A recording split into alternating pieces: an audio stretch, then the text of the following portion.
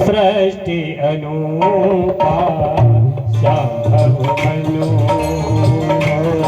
सत्यरूपा जिनसे भई नरी सृष्टि अनूपा संपत्ति धर्म आचरण का संपत्ति धर्म आचरण का अजहु गाव श्रुति जिन करली का संभव मनु और सतरूपा जिनते भई नर सृष्टि अनूपा संभव मनु और सतरूपा जिनसे भई नरी सृष्टि अनूपा। देवी ब्रह्मा जी की संतान जो शांभव मनु और शत्रुपा हुई है, जिनसे अनोखी सृष्टि हुई है, उनका धर्माचरण बहुत अच्छा था और आज भी वेद जिनकी मर्यादा गाते हैं। ऐसे दे ब्रह्म जो ब्रह्म की माया में रचे हुए दो पुरुष मनु और शत्रुपा जी। और ऐसा ही नहीं, उनके पुत्र राजा उत्तानपाद थे, जिनके पुत्र हरि भक्त ध्रुव हुए, और मनु के छोटे पुत्र का नाम था प्रियव्रत, जिनकी प्रशंसा वेद और पुराण सारे संसार में विद्यमान है। प्रेम से बोलो जय जय श्री सीताराम। जय जय सीताराम। 3 पुत्रियां भी थी। फिर देवहूति उनकी कन्या थी जो करदम मुनि को प्यारी थी, और जिसने आदि देव दीन दयालु कपिल जी को गर्भ में धारण किया, जिनकी लीला को सारा विश्व सारा संसार जानता है। फिर आगे अंत में अपने बड़े पुत्र को समय का फिर जान करके अपने बड़े पुत्र, क्योंकि जो छोटे पुत्र थे ना प्रियव्रत, वो तो वन में चले गए, लेकिन बड़े पुत्र को राज्य दे करके आज मनु महाराज के मन में संकुच रहा।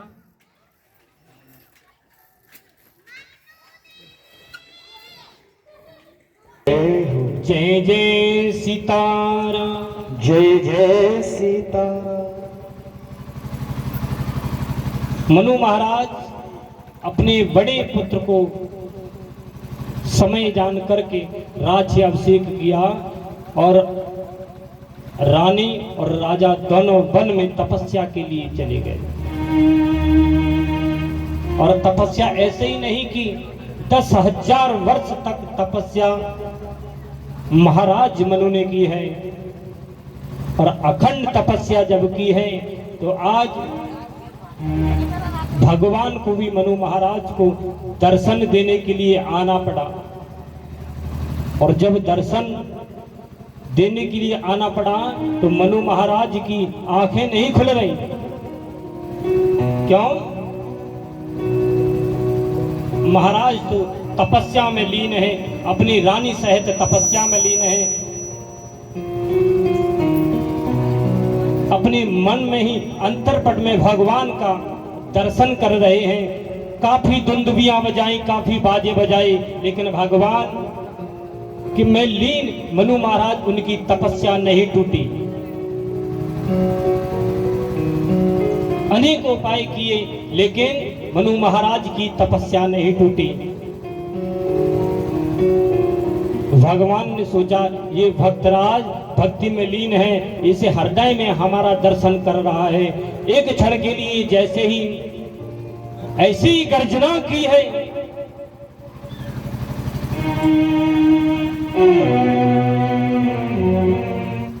भयंकर गर्जना की है, और उस गर्जना के साथ में मनु महाराज की आंखें खुल गई हैं। और जैसे ही आंखों के सामने देखा है तो स्वयं नारायण भगवान समक्ष में खड़े हुए हैं।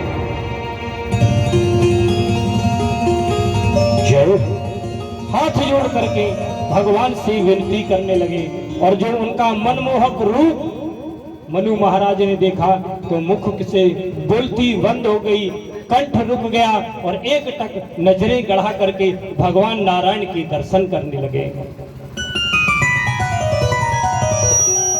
भगवान नारायण कहने लगे बस वरदान मांगो।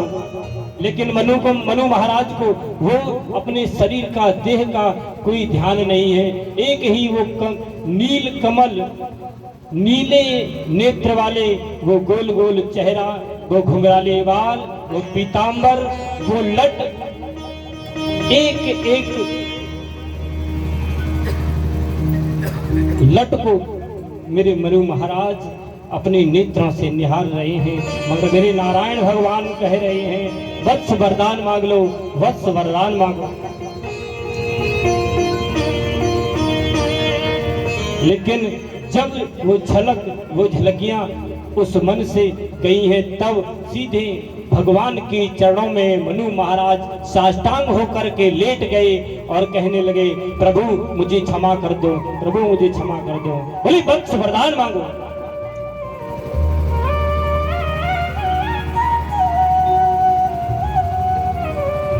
राजा की प्रीति देखकर, अमूल्य वचन सुनकर करुणा निधान भगवान बोले वरदान मांगो प्यारे, वरदान मांग लो, क्या लालसा है।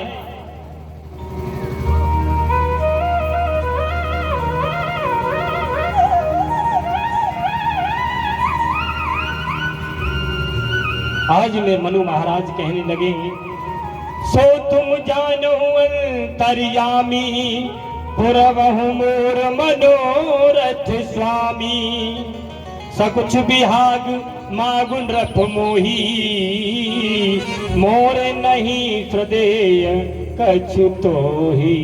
प्रभु हे स्वामी आप अंतर्यामी हैं, आप सब जानते हैं मेरा मनोरथ कैसे पूरा होगा। प्रभु आप सब समझते हैं, मुझसे अपने मुख से कुछ कहा नहीं जाता।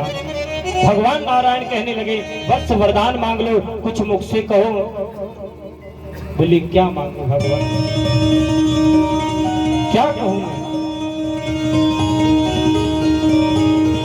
मनु महाराज बोले दानियों में आप शिरोमणि हैं, हे कृपा निधान स्वामी, मैं सच्चे भाव से कहता हूं कि मैं कुछ नहीं इस जीव जगत संसार में मैं कुछ नहीं मांगना चाहता, क्योंकि आपका दिया हुआ मेरे पास सब है। मुझे अगर मांगना है तो प्रभु एक वरदान दे दो। बोले मांगो क्या मांगना चाहते हो। तो आय हाय दान शिरोमणि कृपा निधि, नाथ कहूँ सत्य भाव, चाहूं तुम ही समान सुत, प्रभु सन कवन दुरा। क्या मांगा। मनु महाराज कहने लगे आप तो दान के शिरोमणि हैं, मेरे पास आपका दिया हुआ सब कुछ है, अगर देना ही चाहते हो तो प्रभु मैं आप ही के समान पुत्र चाहता हूँ। प्रभु मैं आपसे क्या छिपाऊं। राजा की प्रीति देखकर, अमूल्य वचन सुनकर करुणा निधान भगवान बोले ऐसा ही होगा, आपने समान कहाँ पुत्र कहाँ खोजूंगा, अतः हे राजन मैं आकर ही तुम्हारा पुत्र हो जाऊंगा आकर के, लेकिन अभी नहीं। क्योंकि मनु महाराज कह रहे थे भगवान ने कहा कि आपको किस प्रकार मेरा दर्शन लेना है। भक्त तो जिस प्रकार भजता है, जिस प्रकार अपने मन में मुझे धारण करता है, मैं उसी भाव से मैं उसके सामने दर्शन देने के लिए आ जाता हूँ। मनु महाराज कहने लगे कि आप जैसी मर्जी हो वैसे हमें दर्शन देने के लिए आ जाओ। भगवान कहने लगे मैं आपको तो तब दर्शन दूं कोई आपका भाव तो बने, बोले आपका मन हो उस तरीके से आ जाओ। एक बात बताओ मनु महाराज, मैंने अपना मेकअप किया और आपके सामने आ गया, और लेकिन मेरा रूप वो आपको नहीं अच्छा लगा। मेरा एक वो भी रूप है जो भक्त प्रहलाद की रक्षा करने के लिए नरसिंह रूप धारण भी किया था ना। तो मेरे कई सारे रूप हैं, तुम किस रूप में हमें भजना चाहते हो। बोले तुम ही आ जाओ। नहीं, अगर तुम्हें वो रूप अच्छा नहीं लगा तो मुझे फिर अपना मेकअप दूसरा करने के लिए भागना पड़ेगा। तो आज कह दिया कि आप चाहूं तुम्हें समान सुत, प्रभु सन कबहू न काओ। मैं आप ही के समान मैं पुत्र चाहता हूं। भगवान ने कह दिया तथास्तु, ऐसा ही होगा। लेकिन इस जन्म में नहीं, आप अभी तपस्या करो और तपस्या करने के बाद में जब देह को अपनी छोड़ोगे तो जाकर के इंद्र की नगरी है अमरावती, उसमें वास करना।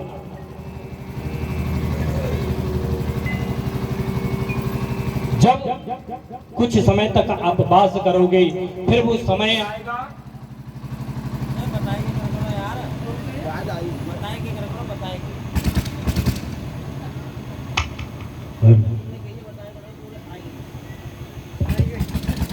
जाइए आप अमरावती में निवास कीजिए और फिर जब तुम कई कल्प हो जाएंगे और कुछ समय बीत जाएगा, तब तुम आगे जाकर के अवध के राजा होगे दशरथ। और वही ये हमारी माता है जिन्होंने आपके साथ में जो तप किया है, यह हमारी माता होंगी जिनका नाम होगा कौशल्या। तब मैं इनके गर्भ से अवतार होकर के प्रकट होकर के आऊंगा आपके पुत्र के रूप में। और इतना कह करके मेरे नारायण भगवान वहां से अंतर्ध्यान हो गए। बोलो राजा रामचंद्र सरकार की जय हो।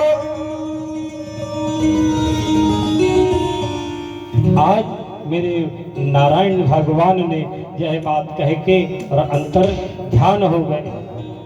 महादेव जी पार्वती से कहते हैं, अब राम जन्म होने के और भी कारण सुनो। एक तो ये कारण रहा, राम ने अवध नगरी में क्यों अवतार लिया, एक तो ये कारण रहा। अब तथापि आप दूसरा कारण सुने।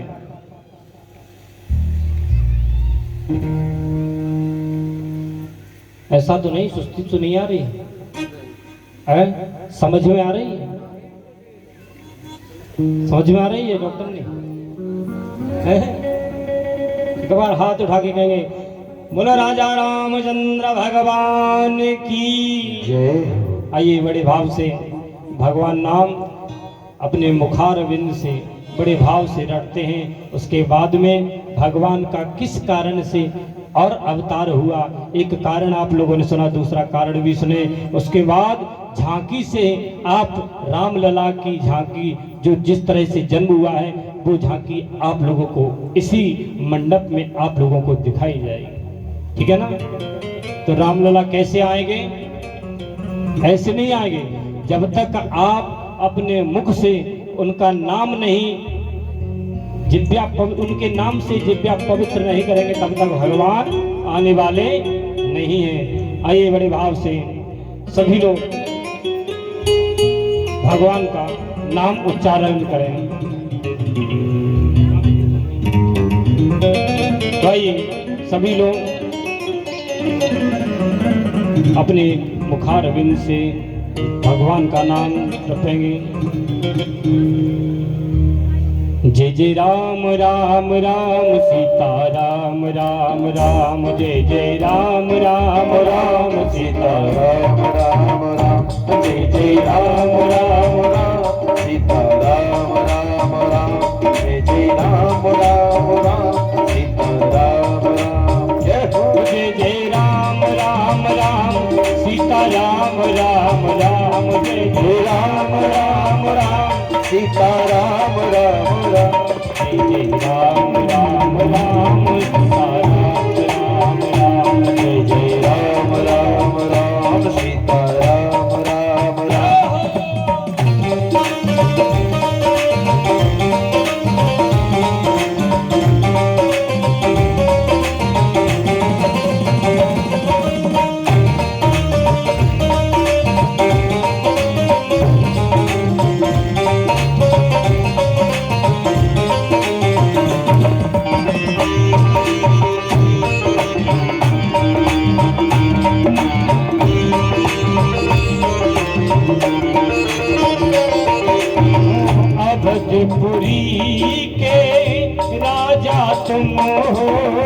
अवधपुरी के राजा तुम हो, अवधपुरी के राजा तुम हो, अवधपुरी के राजा तुम हो, भक्तों के हितकारी प्रभु हो, भक्तों के हितकारी प्रभु हो, भक्तों के हितकारी तुम हो, भक्तों के हितकारी प्रभु हो, भक्तों के हितकारी तुम हो। जय जय राम राम राम सीता राम राम राम, जय जय राम राम राम सीता राम राम, राम राम राम सीता राम राम राम, जय जय राम राम राम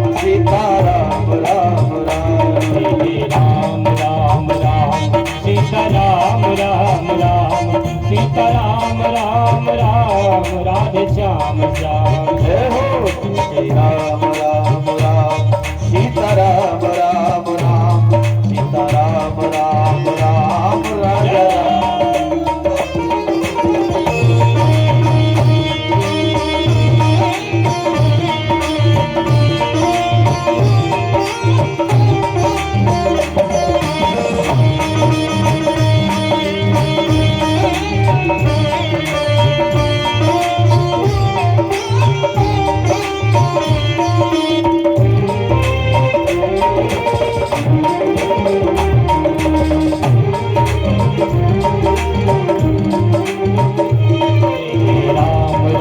राम सीता राम राम राम, जय जय राम राम राम सीता राम राम राम, जय जय राम राम राम सीता राम राम राम, सीता राम सीता राम जय जय राम राम राम सीता राम राम राम, सीता राम राम राम राजा राम राम राम, जय जय राम राम राम सीता राम राम राम, राम राम राम राम राजा राम राम राम, जय जय राम राम राम सीता राम राम राम, सीता राम राम राम राजा राम राम राम, जय जय राम राम राम सीता राम राम राम, सीता राम राम राम राजा राम राम राम,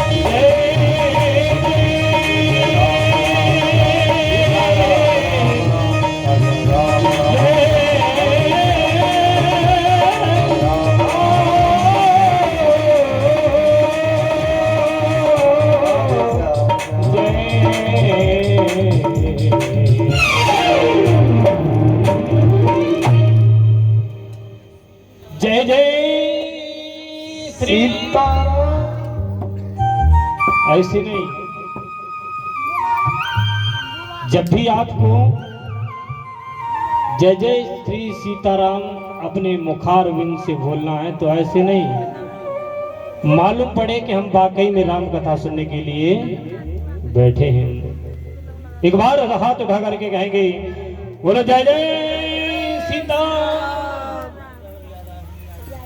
आज पूज्य महादेव जी मैया पार्वती को समझा रहे हैं और एक कारण सुनो, बोले सुनो।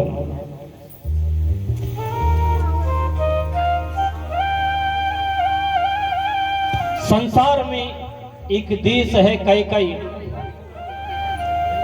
संसार में एक देश है कैकई, देश प्रसिद्ध है, वहां के राजा सत्य केतु हैं और उन राजा सत्य केतु हैं, उनके दो पुत्र हैं जिनके नाम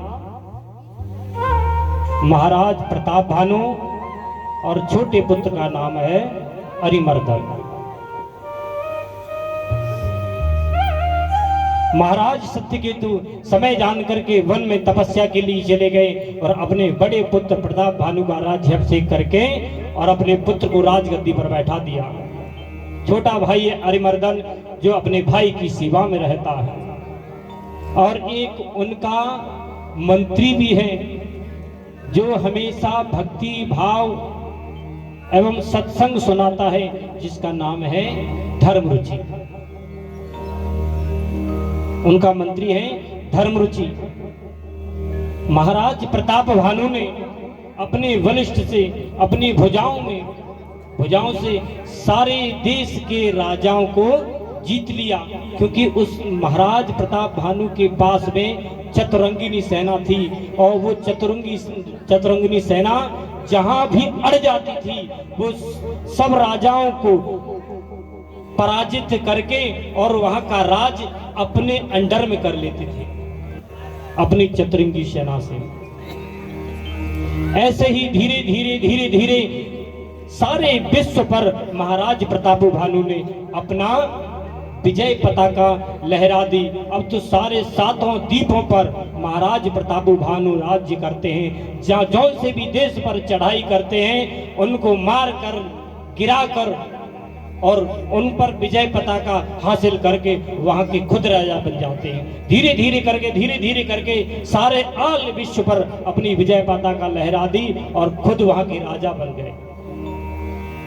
अब तो कहीं का कोई जो भी जिस देश का राजा था उन्होंने मारे लज्जा के मारे अपना देश छोड़ दिया, क्योंकि प्रताप भानु ने उनको मार कर खदेड़ दिया। अगर वापस हम अपने नगर में जाएंगे तो मेरी इज्जत क्या होगी कि आप तो स्वयं महाराज थे, स्वयं यहाँ के राजा थे और आप किसी राजा से हार गए। लेकिन अपनी लोक और लज्जा के कारण वही एक राजा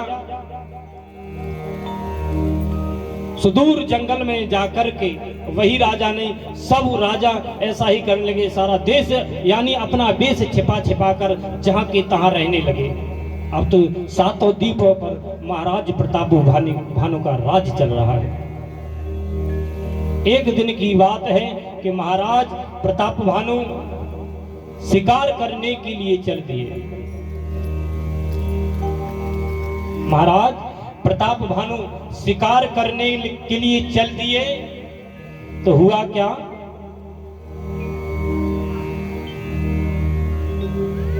बहुत सुदूर जंगल में पहुंचे हैं और देखा तो एक सूकर यानी सुअर नजर आया, जिसके इतने हाथी जैसे दांत, इस तरह से उसके जैसे ही दिखाई पड़े तो सुंदर सुअर देख करके महाराज प्रताप भानु मोहित हो गए।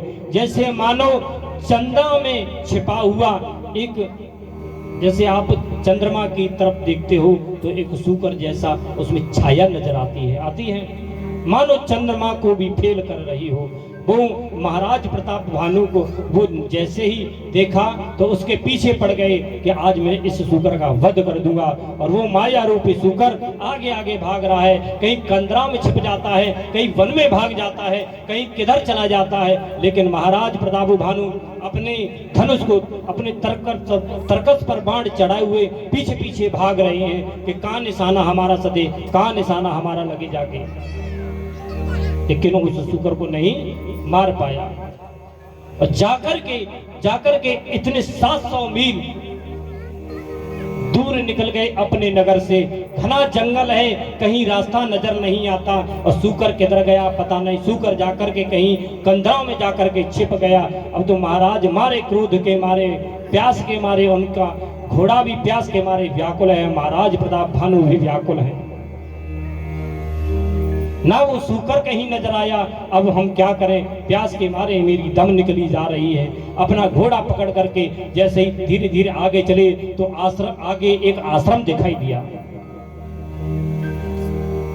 महाराज प्रताप भानु को एक आश्रम दिखाई दिया तो आश्रम की छाया देख करके अपना घोड़ा आश्रम की तरफ के लिए दौड़ा दिया।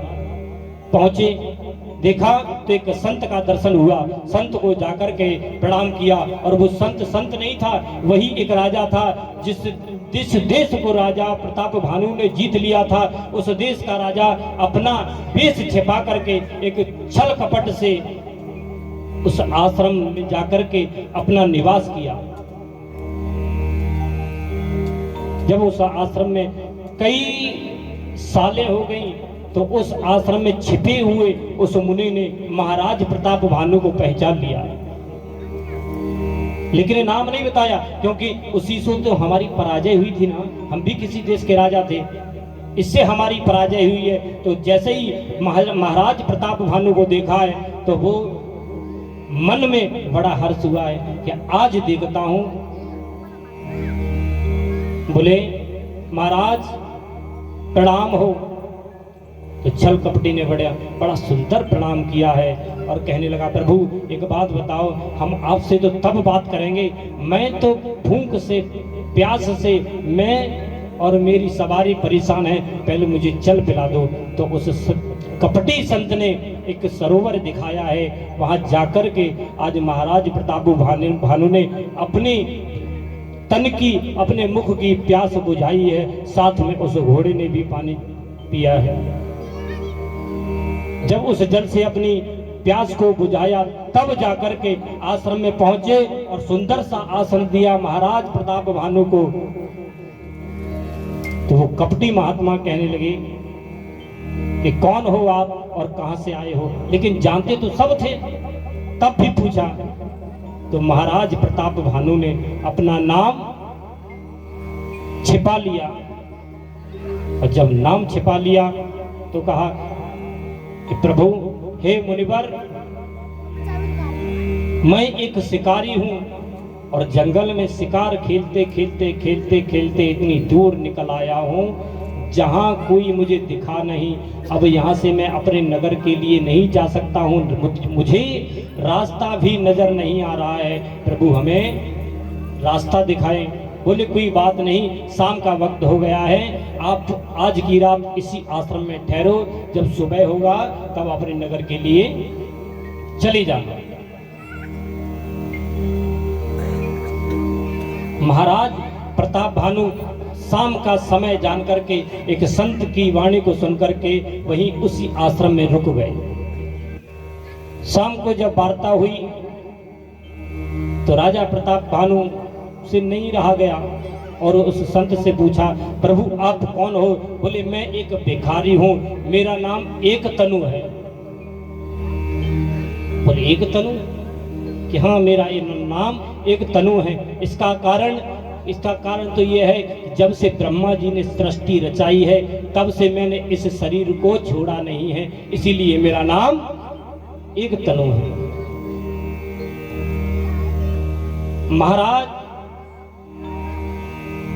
महाराज का असली भेष जान करके आज प्रताप भानु स्वयं अपनी वेश में आया और अपने मुख से कहने लगा कि मैं इस संसार का चक्रवर्ती राजा प्रताप भानु हूं। वो कपटी महात्मा कहने लगा, तुम तो मुझे बाद में बताना, लेकिन मैं तुम्हारी कुंडली अभी बता देता हूं, क्योंकि वो पहले से ही जानता था।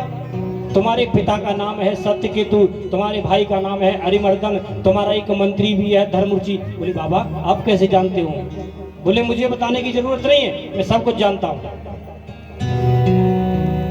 उस मुनि की कपटी वाणी से, मधुरमयी वाणी से राजा प्रभावित हुआ। प्रताप भानु कहने लगा, हमें तो आप त्रिलोकी ज्ञाता लगते हो।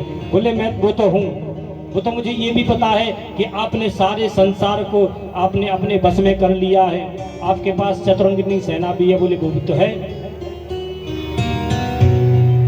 शाम के समय काफी सारे उपदेश हुए। राजा प्रताप भानु कहने लगा, प्रभु मैं इस पृथ्वी पर 100 कल्प तक राज्य करना चाहता हूँ। कितने कल्प तक? 100 कल्प तक राज्य करना चाहता हूँ, मुझे कोई ऐसी युक्ति बताइए।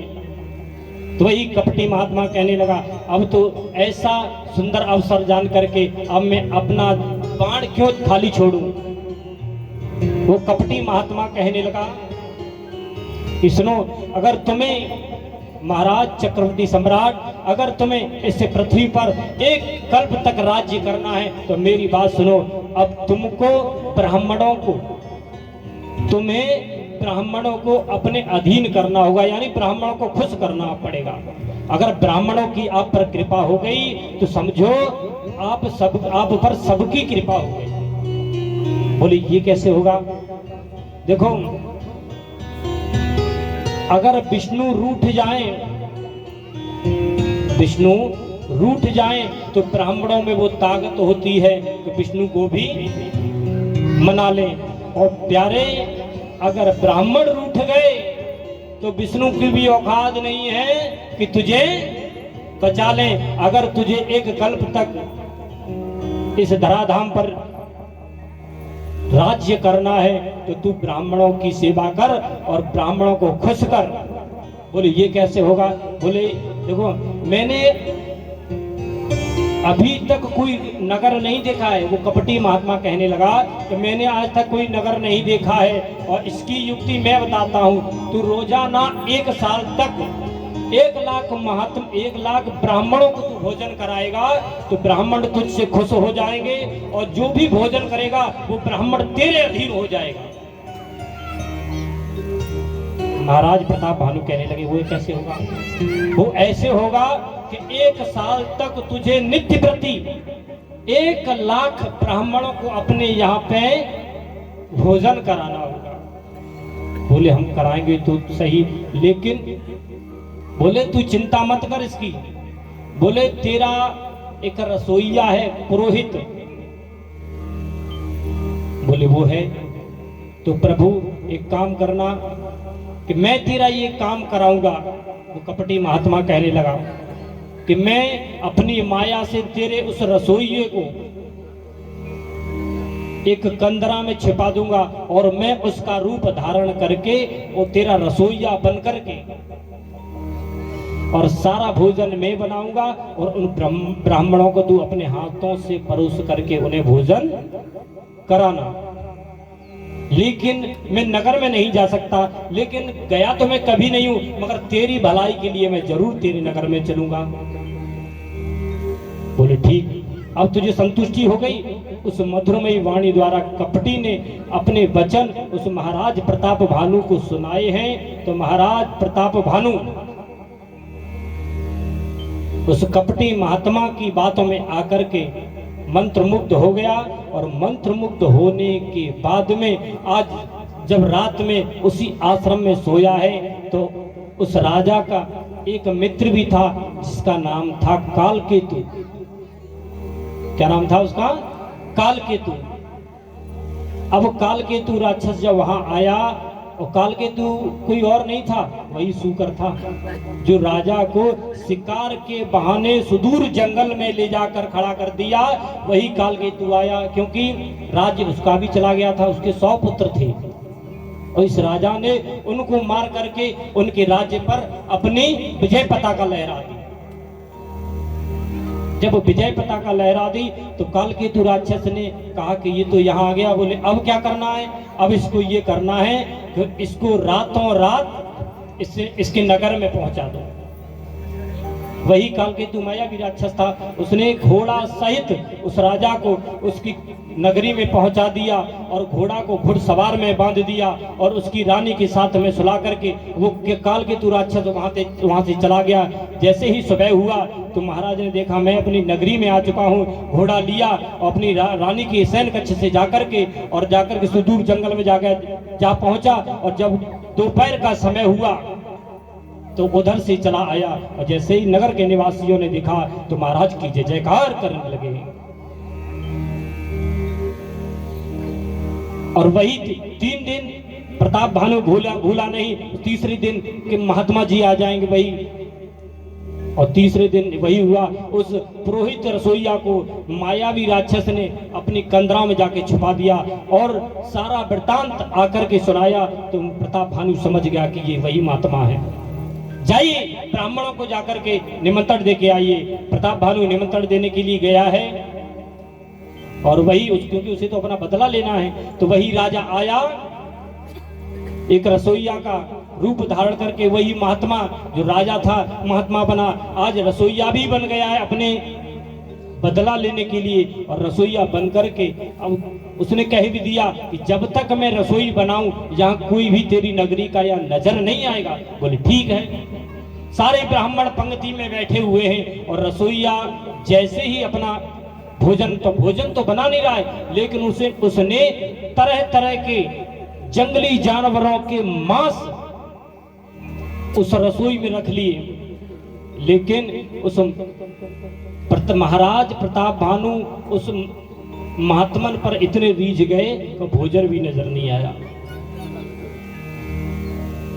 और जैसे ही महाराज प्रताप भानु भोजन परोसने के लिए तैयार हुए हैं, ब्राह्मणों को भोजन परोसा है, जैसे ही एक आकाशवाणी हुई, अरे ब्राह्मणों ये भोजन करना तुम्हारे लिए अच्छा नहीं है, इससे तुम्हारा धर्म नष्ट हो जाएगा। और जैसे ही आकाशवाणी ब्रह्मवाणी सुनी तो आज सारे ब्राह्मण खड़े हुए और ब्राह्मण खड़े हो करके उस महाराज प्रताप भानु को श्राप दे दिया कि तू मुझे मांस का भोजन खिला रहा है, हम ब्राह्मणों को, इसमें ब्राह्मणों का मांस मिला हुआ तू हमको खिला रहा है, जा तू सह परिवार नष्ट हो जा। और जैसे ही महाराज प्रताप भानु ने ये शब्द सुने हैं, चरणों में गिर पड़े, प्रभु ऐसा क्यों किया आपने, मुझे श्राप क्यों दिया कि तू मुझे मांस का भोजन करा रहा है। देखा तो उसमें मांस का भोजन था, भाग करके रसोईया की तरफ गया तो ना तो वहां रसोई है और ना कोई रसोईया है, तो ये माया भी था। फिर आकाशवाणी हुई, अरे ब्राह्मणों तुमने सोच समझ करके श्राप नहीं दिया, ये महाराज, ये इस राजा की, ये इस चक्रवर्ती सम्राट की इसमें कोई गलती नहीं है, इसे तो भान तक नहीं है, इसे तो पता भी नहीं है कि भोजन है तो है क्या। लेकिन ब्राह्मणों का श्राप मिथ्या नहीं जाता।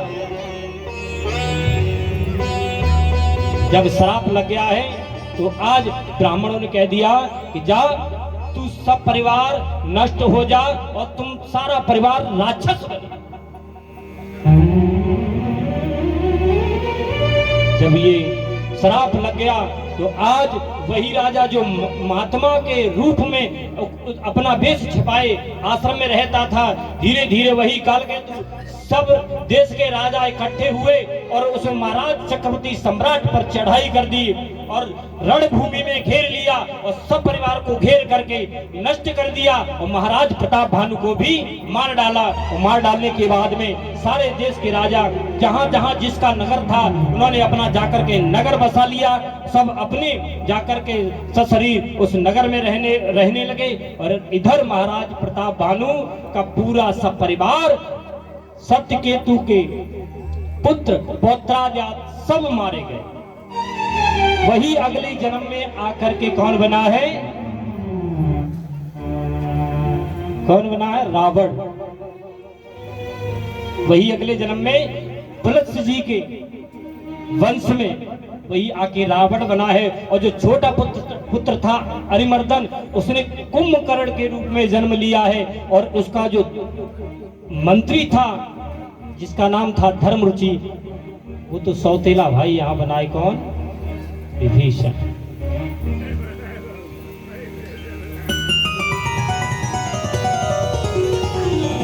तो आज अपना बल और प्रताप जान करके एक बार क्या हुआ है,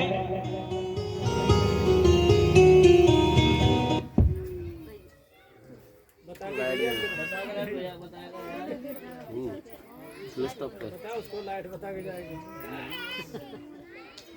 आने की तो बता दे, जाने की तो बता दे।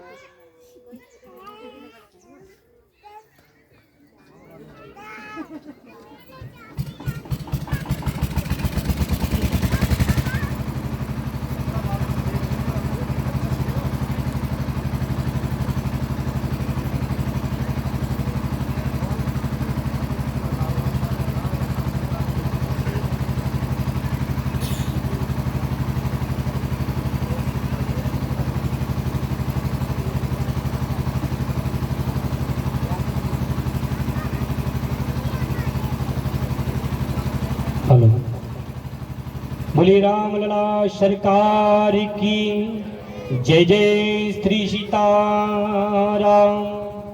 आज यद्यपि पुलत्स्य जी के पवित्र वंश में अनुपम कुल में उत्पन्न हुए, यद्यपि ब्राह्मणों के श्राप के वंश में महापापी रावण पैदा हुआ।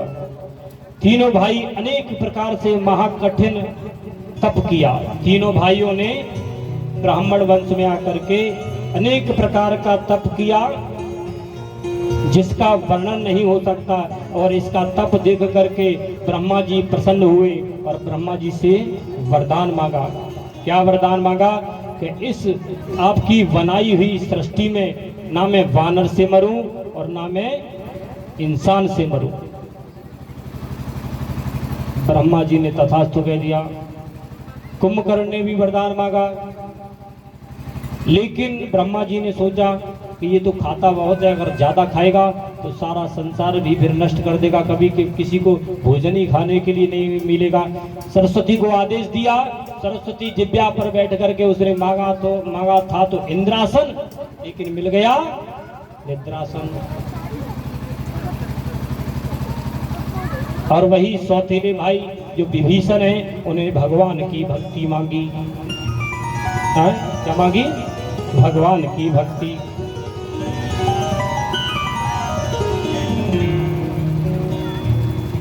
एक बार सभी लोग बड़े भाव से जयकारा लगाएंगे, बोलो सद्गुरुदेव भगवान की जय हो। आज विभीषण के पास में जाकर के वरदान दिया है, गए विभीषण पास बन कहे पुत्र वर मांग, ते ही मांगे भगवंत पद कमल अमल अनुराग। हमें भगवान की भक्ति चाहिए और कुछ नहीं चाहिए। और ये इतना वर देकर ब्रह्मा जी चले गए। तब सभी वे प्रसन्न होकर के तीनों भाई वहां से जब चले हैं तो मैं दानव की कन्या है मंदोदरी, जो रावण को व्याधि यही समझकर राक्षस राज की ये पटरानी हुई है। श्रेष्ठ स्त्री पाकर रावण बहुत प्रसन्न हुआ। फिर दोनों भाइयों का भी विवाह हो गया। एक बार की बात है, समुद्र के बीच टापू में ब्रह्मा जी का बनाया हुआ एक अगम त्रकूट था, जो ब्रह्मा जी ने अपनी शक्ति से बनाया हुआ वो त्रकूट पर्वत है। मैदानों के लिए उसने फिर से सुधारा और बहुत सी मड़ियों से जड़ित स्वर्ण के घर बनाए उस त्रकूट पर्वत पर। मानो भोगावती और अमरावती ये पुरी भी फीकी लगने लगे। आज ब्रह्मा जी ने एक मड़ियों और सोने द्वारा एक जो बांकीपुरी थी उसको बनाया ब्रह्मा जी ने। तो आज रावण ने अपने बल पूर्वक इधर उधर घूम के देखा उस बांकीपुरी को, तो वहां के राक्षस थे, देवता थे, जो भी थे वो वहां मार डाले और उस बांकीपुरी का नाम हुआ लंकापुरी और वहां के राजा हुए महाराज रावण। एक समय की बात है, बड़े बड़े वीर राक्षस उस लंका नगरी में रहने लगे। यथा योग्य जिसकी जैसी शिक्षित, जो जैसा शिक्षित था उस लंका नगरी में उसको वैसा घर दे दिया। एक बार रावण कुबेर से भिड़ गए। जब कुबेर से भिड़ गए तो कुबेर को भी परास्त कर उनका रथ छीन लिया। अब तो रावण के पास में सब कुछ हो गया, क्योंकि उस कुबेर को मार्ग कैसे हैं, जय जस जोग बांट ग्रह दीने, सुखी सकल रजनीचर कीने। सारे राक्षसों को देखे बार एक बार कुबेर पर धावा, पुष्पक यान जीत ले आवा। कुबेर पर धावा बोल करके वो पुष्पक विमान भी छीन लिया। अब तो राजा के पास विमान भी हो गया। अब तो उसके परिवार में इतने बलिष्ठ पुत्र हैं और बड़ा पुत्र है मेघनाथ, उसके बल का तो कोई पता ही नहीं है।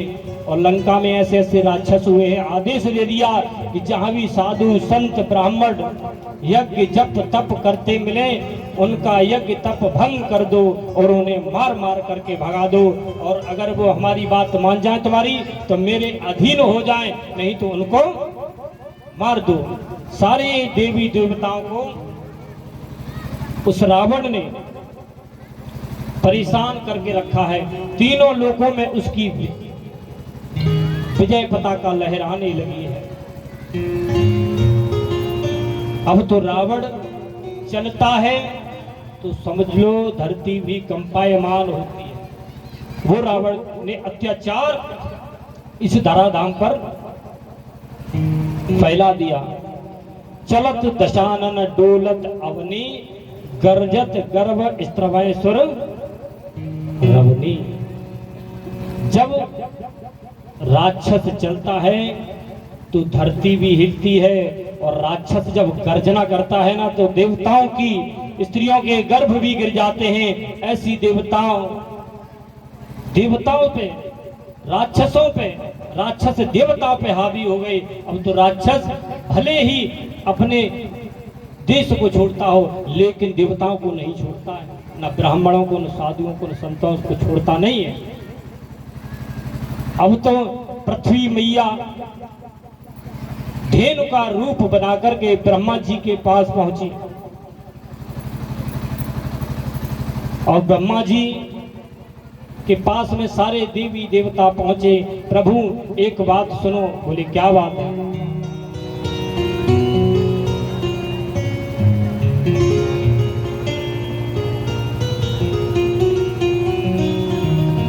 मैं इस अत्याचार से बहुत दुखी हो चुकी हूँ प्रभु, कोई युक्ति समझ में नहीं आ रही है, कोई युक्ति तो बताएं। मुझे रहने की भी जगह नहीं है, इतना अत्याचार हो चुका है, इसमें गाय भी सुरक्षित नहीं है, साधु भी सुरक्षित नहीं है, ब्राह्मण भी सुरक्षित नहीं है, देवता भी सुरक्षित नहीं है। अब जाएं तो हम जाएं कहाँ? पृथ्वी मैया की ये पुकार सुनकर के धरने धरे मन धीर, कहे विरंच हरे पद सुमर, जानत जन की पीर प्रभु भजय दारुण विपद। चिंता मत करो, समय आकर के हमारे वही पर ब्रह्म हमारी रक्षा करेंगे। और आप जाओ और अभी आप अपना वेश छिपा करके जहां तहां रहो। बैठे सब सुर सब करहि विचारा, कहे पाए प्रभु करहि पुकारा। पुर बैकुंठ जान कहे कोई, कोई कहे पैने बस प्रभु सोई। जो वही होगा जो प्रभु ने रच रखा है। और आप जाइए, आप किसी ना किसी तरह अपना वेश छिपा करके रहिए। जिसके हृदय में जैसी भक्ति होती है प्रभु सदा उसी प्रकार प्रकट होते हैं। पार्वती मैया कहने लगी उस समाज में क्या होता होगा भोलेनाथ? भोले बाबा कहने लगे वहां की तो दुर्दशा ही कुछ अलग थी। बोले क्या?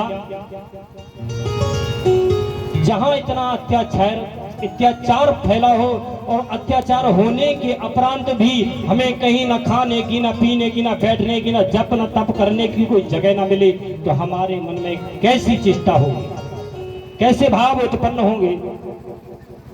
तो आज सभी आकाशवाणी हुई और आकाशवाणी जैसे हुई तो देवताओं से कहा जाइए, आप परेशान मत होइए, मैं समय पाकर के और मैं अवधपुरी में अवतार लूंगा और आप अपना वेश छिपा करके और जाकर के अवधपुरी की धरती पर आप नाना प्रकार की लीलाएं करें। तो अपना वेश छिपा करके कुछ देवी देवता, कोई वानर का रूप धारण कर लिया, किसी ने लता का रूप धारण कर लिया, किसी ने वृक्ष का रूप धारण कर लिया।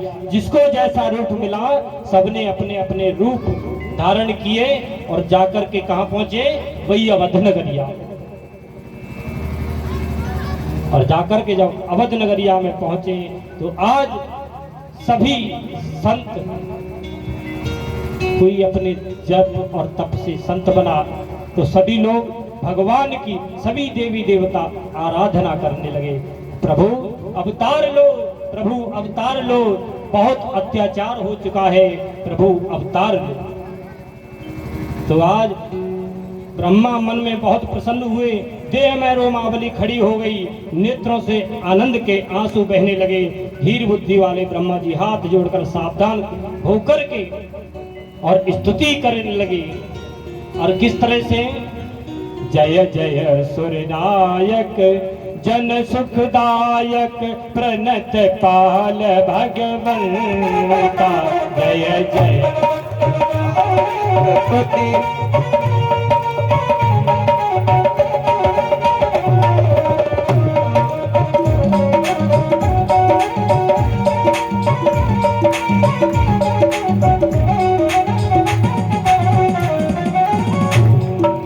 भगवान का आने का किस किस को इंतजार है?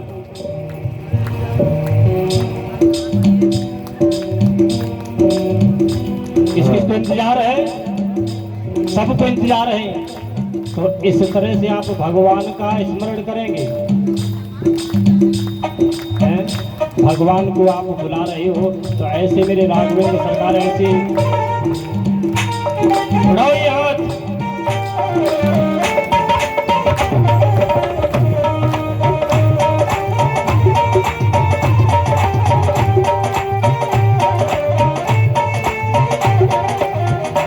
जय जय सुरनायक जन सुखदायक प्रणति पाले भगवंता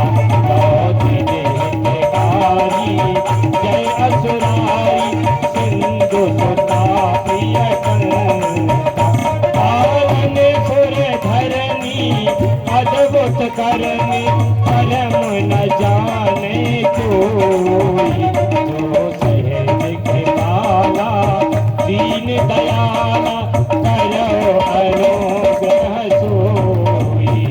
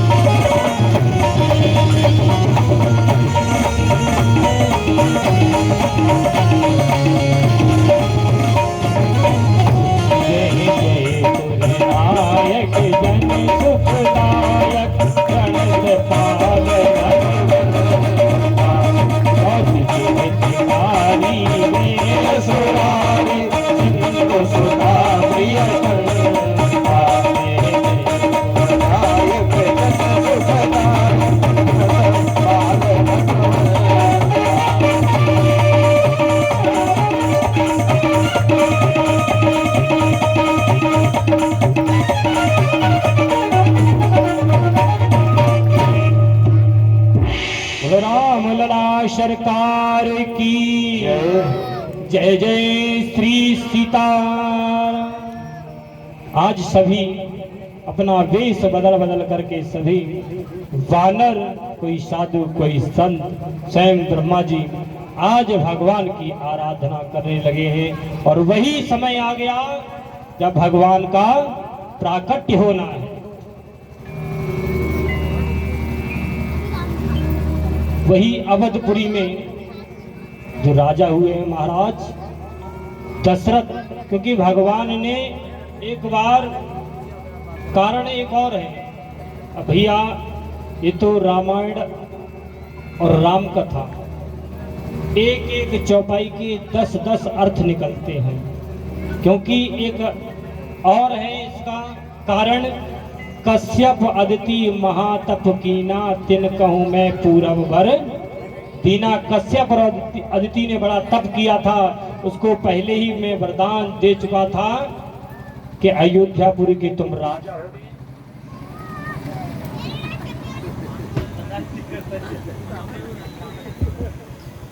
ये भी एक कारण है। लेकिन भैया भगवान के जन्म की तो कथा अनंत है, हरि अनंत, हरि कथा अनंता, इसका कोई पार नहीं है। बस इतना समझ लो कि जिसको जैसे भी समझ में आ जाए बस उसी में कल्याण।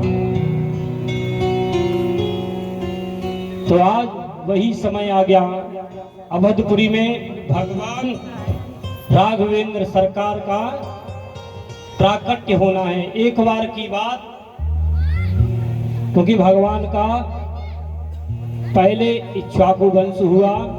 देखो इतना नाम लेंगे तो बहुत समय भी इतना नहीं है, लेकिन हम फिर भी मैं आपको बता दे रहा हूँ। इक्ष्वाकु वंश हुआ और इक्ष्वाकु वंश से फिर सूर्य वंश हुआ और सूर्य वंश के बाद में रघुवंश हुआ। रघुवंश रघुकुल रीत सदा चले आई, प्राण जाए पर वो रघुकुल की ध्वजा पताका है। एक बार की बात है, महाराज दशरथ के गुरु हैं महाराज वशिष्ठ मुनि जी। एक बार वशिष्ठ मुनि जी अपने आश्रम में बैठे हैं। मैया अरुंधति बोली कि एक बात बताओ कि आपका जो चेला है उनके कोई पुत्र नहीं है। बोले पुत्र तो नहीं है, तो आपने कभी पूछा ही नहीं। बोले मैं क्यों पूछूं, उसे जरूरत उसे हो तो वो हमें पूछेगा कि मैं उससे पूछूं। तो कभी अभिलाषा भी नहीं की। बोले अभिलाषा नहीं की तो मैंने बताया भी नहीं। चलो नहीं की तो आज ही नहीं तो कल वो तुम्हारा चेला तुम्हारे पास आएगा। बोले क्यों, तो देखते जाओ। मैया अरुंधति ने अपने नाती को हाथ में लिया और हाथ में लेकर के महाराज दशरथ के दरबार में पहुंची। जैसे ही गुरु माँ को आते देखा तो महाराज दशरथ खड़े हुए और खड़े होकर के मैया को, गुरु माँ को प्रणाम किया और कहने लगे मैया आइए पधारिए। बोले नहीं कि ये अपना पौत्र है, ये हाथ में लियो। कहा कि इसे मुझे दे दो। महाराज दशरथ ने कहा कि इसे मुझे दे दो। और जैसे ही मुझे दे दो का नाम सुना तो मैया ने क्या किया कि अपनी पैरों की अंगुली से उस बच्चे की अंगुली को कस के दबाया और दबाया तैसे ही बच्चा किलकारी मार के रोने लगा। महाराज दशरथ कहने लगे कि ये क्यों रोने लगा। बोले ये इसलिए रोने लगा है कि आपकी कोई संतान नहीं है। ये मन में ये सोच रहा है कि हमारे जो पिताजी हैं उनके तो चेला हुए, उन्होंने तो अपना राज्य कर लिया, लेकिन हम किस पे, मैं कुलपति किसका बनूंगा। महाराज दशरथ के दिमाग में ठन गई और इतनी कह के वो रुकी नहीं और वो वहां से चली गई मैया अरुंधति। और यही नहीं, महाराज दशरथ के दिमाग में ये बात ठन गई, गिलानी हो गई। और क्या हुआ, जब गिलानी हुई, जब कोई दुख पड़ता है, जब कोई हमें कष्ट होता है तो कहां जाते हैं हम, अपने गुरु के पास में। क्योंकि देखो कहीं भी कोई अगर कष्ट पड़े तो कहीं मत जाओ, तुम अपने गुरु जी के पास चले जाओ, वहां कोई ना कोई हल निकल आएगा। या हमेशा दिमाग में रखो। हम भी कभी परेशान हुआ करते थे तो कभी कभी हमें अपने मन में, सही बात बता दूं, व्यास मंच से झूठ तो नहीं बोलूंगा, लेकिन हम कुछ समय पहले परेशान बहुत थे, थोड़े नहीं बहुत ज्यादा परेशान थे। लेकिन ये बात हमारे गुरुजी जानते हैं कि ये था, क्या है और क्या होगा। आज से नहीं, आप लोग हमें बहुत पहले से जानते हैं और बहुत पहले से मैं अपने पूज्य गुरुजी के साथ जुड़ा हूं। क्योंकि हमारी कुछ परेशानियां थी, लेकिन कभी कभी डांटा भी, फटकारा भी, यहाँ तक कि हमको लात भी मारा, गाली तक दिया, लेकिन हमने कभी अपने दिमाग में लिया नहीं। और आकर के कभी कभी मतभेद भी हो गया तो मैं फोन भी किया, और फोन किया तो फोन नहीं उठाया तो मैं सीधा चल करके शिष्य दरबार में आया, लेकिन तब भी बात नहीं की। जब पहुंच गए दरबार में तो कम से कम बात की, 10 मिनट 5 मिनट जो भी रुके और फिर चले गए, लेकिन हमने साथ नहीं छोड़ा। लेकिन उसका प्रभाव मैं यहाँ से अपने मुख से क्या कहूँ। आज कृपा ऐसी है कहना नहीं चाहिए। आज सरकारी नौकरी भी मेरे पास है। कृपा किसकी है? पूज्य महाराज श्री की। और जिस वक्त मैं जुड़ा था तो उस वक्त की मैं आपको कंडीशन क्या बताऊं, कहने में नहीं आता। लेकिन सीधी सी बात ये समझ लो कि दरिद्र तो नहीं कहेंगे, लेकिन इसको गरीबी कहेंगे। और वो गरीबी क्या थी? जो जिसके पास में एक सारे परिवार में सिर्फ एक ही चारपाई हो, और एक ही चारपाई, एक छत भी नहीं है। लेकिन छत भी थी तो वो टूटी फटी थी। लेकिन गुरुजी की शरण में आकर के वो दिन आज मुझे कभी कभी याद आ जाते हैं, क्योंकि मेरे पिताजी हमसे कहते थे, क्योंकि 9-10 साल तक मैंने उनकी सेवा की। किसी कारण वो बीमार पड़ गए और अंत में आकर के उन्हीं के सामने जब मुझे सरकारी नौकरी मिली तो उन्होंने मेरे सर पर हाथ रख के कह दिया कि जा बेटा, तू जिंदगी में कभी दुख नहीं पाएगा। और मैं तुझे एक ही बात कहना चाहता हूँ कि तू तो है घर में बड़ा है, तूने सारी जिम्मेदारियां संभाली हैं, लेकिन अपने छोटे भाई को मत छोड़ना। तो आज मैं अपने पिता और गुरु का आशीर्वाद पाकर के मैं खुद इतना धन्य हूँ। आज गुरु का दिया हुआ पूज्य पिताजी का आशीर्वाद है, आज सब कुछ है। मेरे पास एक सरकारी नौकरी भी है। अब मुझे कोई ऐसी चिंता भी नहीं, लेकिन है किसकी? हमारे गुरुजी के प्रति। मैंने कभी साथ नहीं छोड़ा। अगर मैं साथ छोड़ दिया होता तो पता नहीं आज मैं यहाँ हूँ, यहाँ बैठने लायक होता ही नहीं। ये हमारा जीवन नहीं है, ये सिर्फ गुरुजी का दिया हुआ जीवन है। जो भी कुछ है, जैसे भी है, वो इन्हीं की कृपा है, और आगे जो भी होगा वो इन्हीं की कृपा होगी। वही आज महाराज दशरथ अपने गुरुजी के पास गए और अपनी वेदना को कहा। एक बार भूपति मन माही, भई गिलान मोरे सुत नाही। राम सिया राम सिया राम जय जय राम, राम सिया। ओ एक बार भूपति मन माही, भई गिलान मोरे सुत नाही। राम सिया राम जय जय राम, राम सिया राम जय जय राम। हो गुरु ग्रही गयो सुरति मही पाला, चरण लागे करी विनय विशाला। राम सिया राम जय जय राम, राम सिया राम जय जय राम। लेकिन महाराज दशरथ अपने गुरुजी के पास गए और सारा हाल कह सुनाया, लेकिन निजी दुख सब ही सुनायो। कहे वशिष्ठ बहु विधि समुदाय। सिया राम जय जय राम,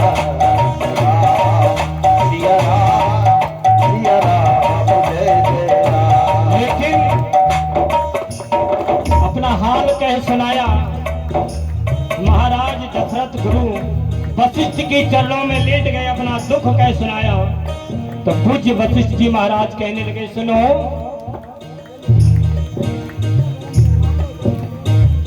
भरऊं धीरी हुई यहूं सुत चारी,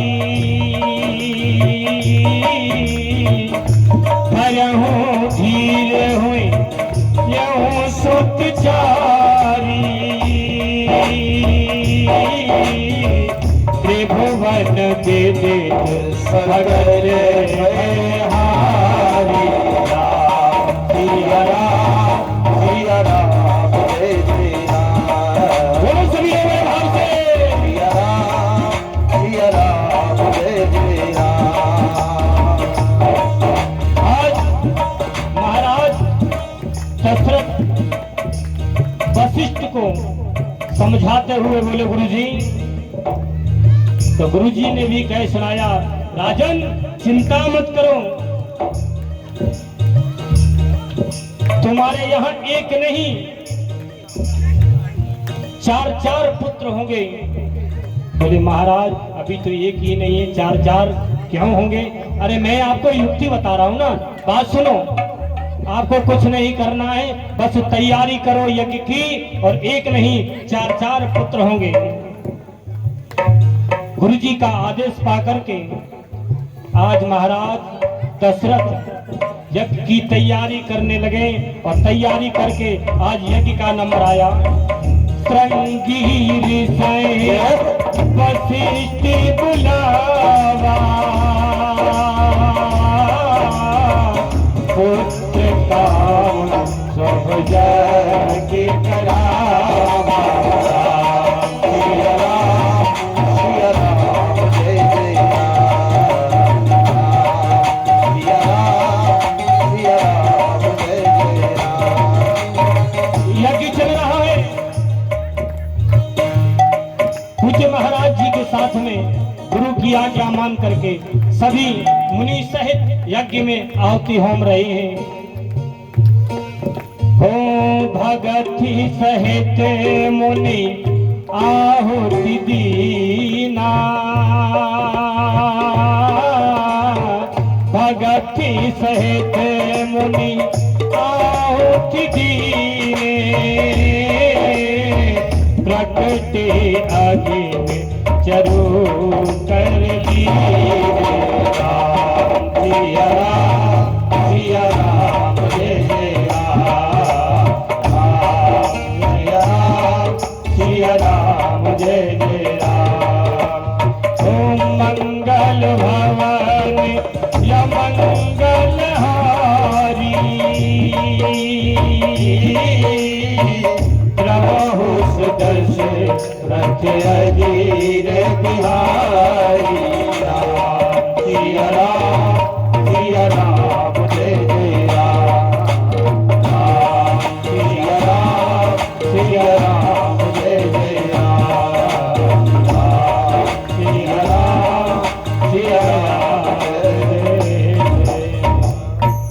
आज श्रृंगी ऋषि वशिष्ठ बुलावा, पुत्र काम शुभ यज्ञ करावा। देखिए रघुवंश में, सूर्यवंश में समझ लो, कभी भी गैर यज्ञ के कोई पुत्र हुआ नहीं, और चंद्रवंश में गैर लड़ाई झगड़े के कोई विवाह हुआ नहीं।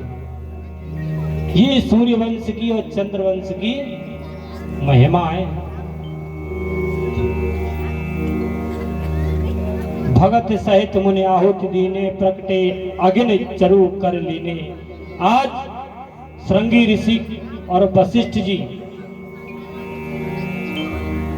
बड़े भाव से कामना निमित्त पुत्र की कामना से यज्ञ करवाया, और भक्ति के साथ जब मुनि आहुति दी, तब हाथ में स्वयं अग्निदेव भगवान हाथ में उस चरु को लेके प्रकट हुए अग्निदेव भगवान,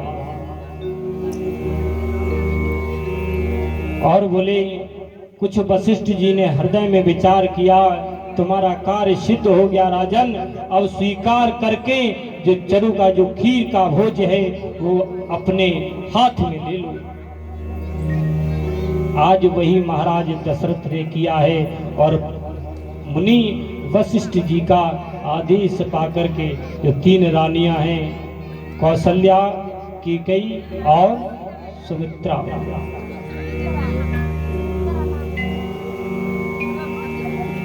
जाकर के अपनी रानियों को खिला देना।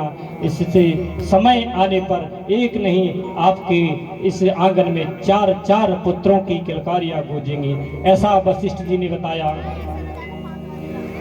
उसी समय महाराज दशरथ ने वही किया। अर्ध भाग कौशल्या दीना, उभय भाग आधा कर लीना। आधा जो उसका भाग था खीर का, वो कौशल्या को दे दिया, और जो आधा था उसमें आधा आधा करके दोनों रानियों को दे दिया। एक बार सभी बोलेंगे, बोलो राम लला सरकार की जय जय जय सीता। जय जय सीता। आज समय वही आ गया है निकट। कौन सा?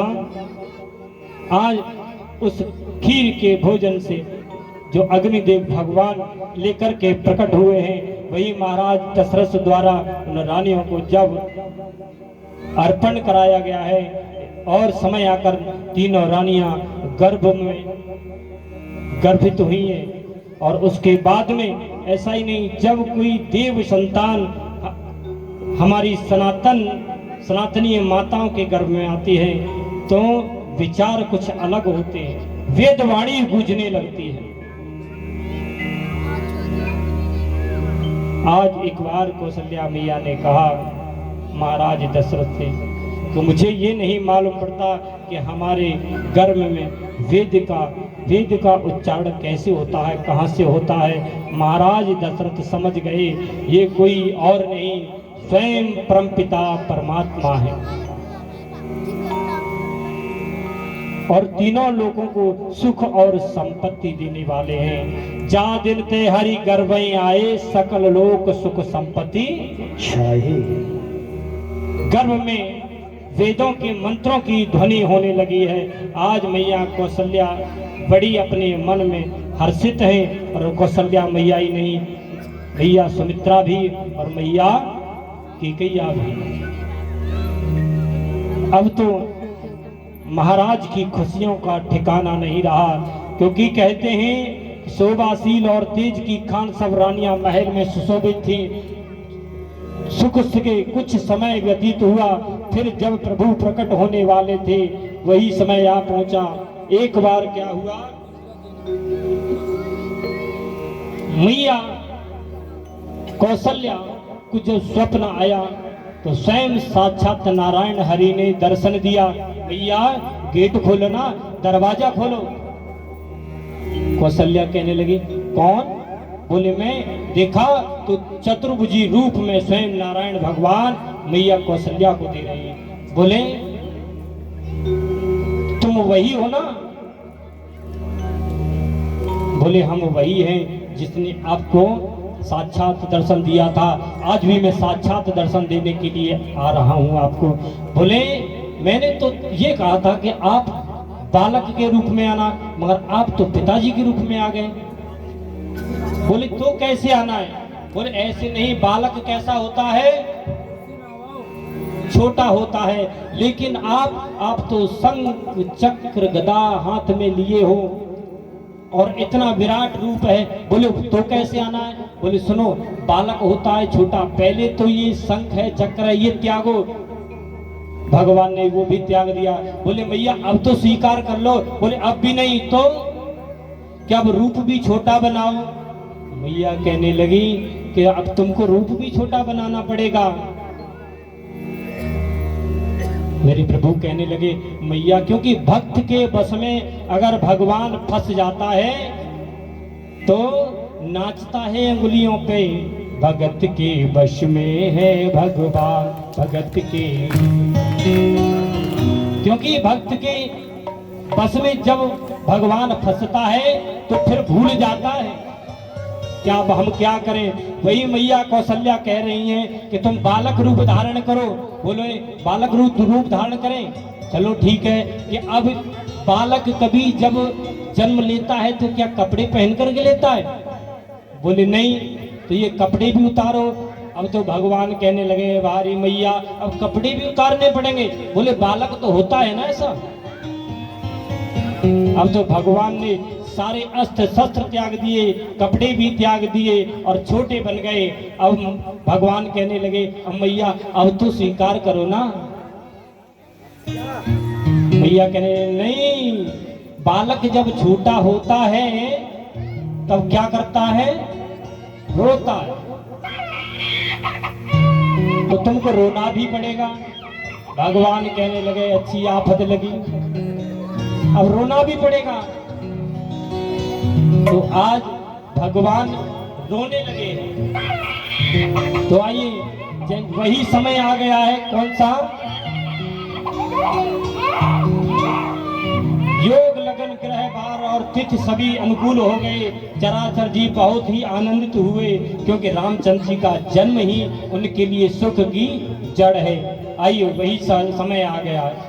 ओ नौमी तिथि मधुमास पुनीता, नौमी तिथि मधुमास पुनीता, फल पक्षे अभिजित हरिता, शुक्ल पक्षे अभिजित हरिता, ओ मध्य दिवस अतिथि धन भामा, मध्य दिवस अतिथि धन भामा, ओ पावन काल लोक विश्रामा, पावन कार लोक विश्राम।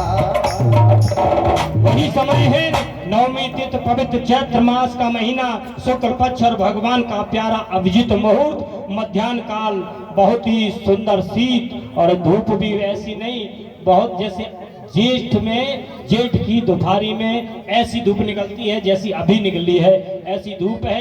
बड़ा सुहावना मौसम है। आय हाय, अब क्या हुआ है कि जैसे ही भगवान ने प्रकट अपना प्राकट्य रूप जैसे ही उस अवध में आए हैं, मैया की गोद में रो रहे हैं, और जैसे ही रो रहे हैं तो उस महलों में दुंदुभियां बज गईं, शोर हो गया कि पुत्र ने जन्म ले लिया है, पुत्र ने जन्म ले लिया है। आज जैसे ही महलों में शोर शराबा होने लगा, आइए बड़े भाव से सभी देवता और सभी नर वहां के गाने लगे। क्या, अरे भय प्रकट कृपाला दीन दयाला कौशल्या हितकारी, हर चित में तारी मुनि मनहारी, हर मुन रूप बिहारी, ले सजे अभिरामा घन घन श्यामा, नित्यायुध रुद्रारी, तन मन माला नयन विशाला, शोभा सिंधु भरारी,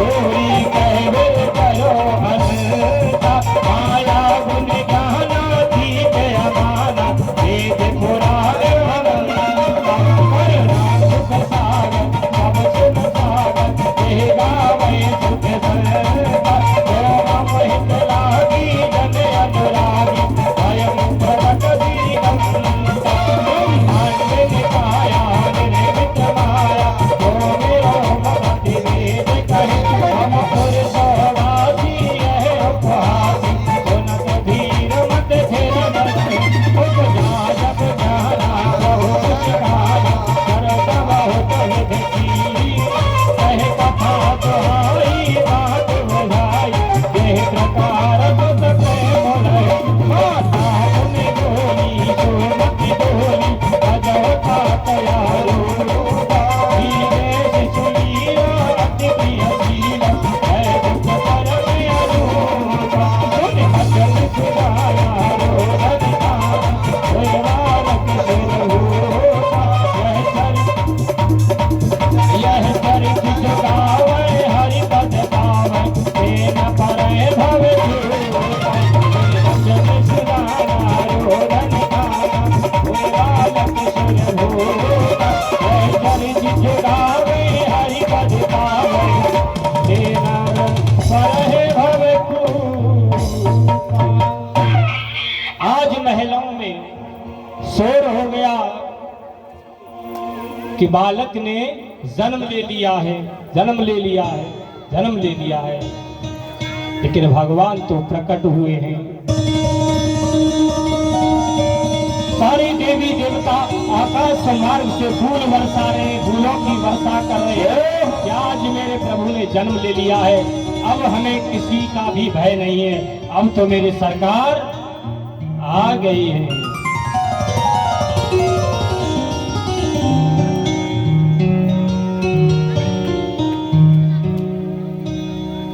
दशरथ पुत्र जन्म सुनि कान्हा,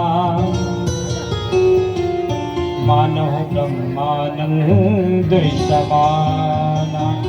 सारे महलों में ढोल बाजे दुंदुभी बजने लगी और देवतागण भी हर्ष से उल्लास हैं, उल्लास होता है। भगवान हाथ जोड़ करके सभी देवगण भगवान की वंदना करने लगे। जय हो राघवेंद्र सरकार, जय हो। पुत्र का जन्म कानों से सुनकर महाराज दशरथ मानो ब्रह्मानंद में समा गए। मन में अधिक प्रेम के कारण शरीर रोमांचित हो गया और धीर बुद्धि से राजा बड़े प्रफुल्लित हुए। एक बार सभी लोग जय घोष करेंगे, बोलो राजा रामचंद्र भगवान की जय हो, बोलो राम लला सरकार की जय हो। अब तो अवध में सुनते ही कि महाराज के आंगन में पुत्र ने जन्म ले लिया है, और एक नहीं महाराज भाग करके गए और नंदी मुख श्राद्ध किया है। नंदी मुख श्राद्ध कर जात कर्म सब कीना, आटक धेन वसन मन नरक विप्रहे कह देना। आज सब अवधवासी और इधर महाराज एक पुत्र की ही खुशी मना रहे थे, तब तक कुछ मंत्री गण आए और कहने लगे, महाराज आज एक ही पुत्र नहीं, इन महलों में 4-4 पुत्रों ने जन्म लिया है। अब तो महाराज की खुशियां का कोई ठिकाना ही नहीं रहा। सभी नगर निवासी भाग करके आए, कोई ढोल लेकर के आया, कोई दुंदुभी लेकर के, कोई शंख लेकर के, कोई मजीरा लेकर के आया और आकर के महाराज के महलों में मंगल गान करने लगे और अनेक तरह से बधाइयां बजने लगी।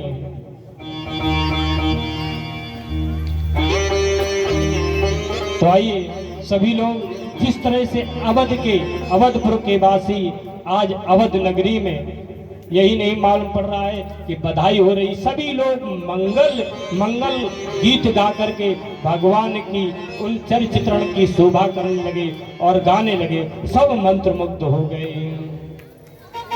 और क्या बोले हैं कि लल्ला की सोने के में आई, और मैया कौशल्या मैया के पास पहुंची हैं सारी ब्रज की सखियां। ओ मैया से कहा, और मैया बधाई हो, लल्ला की सोने के में आई, कौशल्या मैया रे दे बधाई। लल्ला की सोने के में आई, कौशल्या मैया रे दे बधाई। ऐसे नहीं,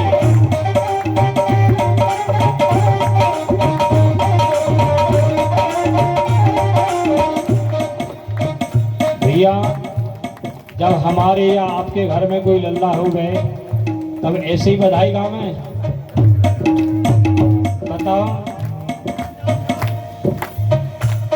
बताओ ऐसे ही गाँव में ना गाँव में तो हाथ उठा लो। भगवान राघवेंद्र सरकार के जन्म की किस किस को खुशी है, हाथ उठाओ। खुशी जब होती है तो भक्त नाचता है कि नहीं? तो आप लोग बड़े भाव से नृत्य करते हुए और भगवान राघवेंद्र के जन्म में सभी लोग आनंद लेंगे। उठाइए हाथ। लल्ला के सोने के में आए, कौशल्या मैया दे दे बधाई। लल्ला की सोने के में आई, कौशल्या मैया दे दे बधाई। लल्ला की सोने के में आई, कौशल्या मैया दे दे बधाई। लल्ला के सोने के में आई, कौशल्या मैया ओ दे दे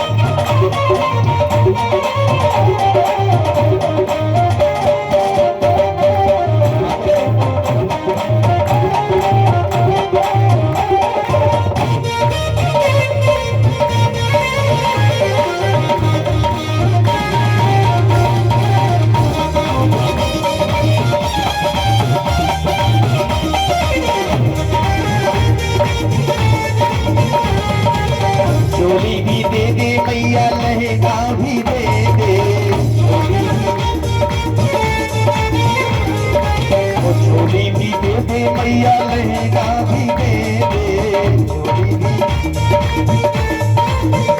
ओ माँ और जहाँ लहंगे की दे दे सिलाई कौशल्या मैया दे दे बढ़ाई अल्लाह की सुने के आई कौशल्या मैया दे दे बढ़ाई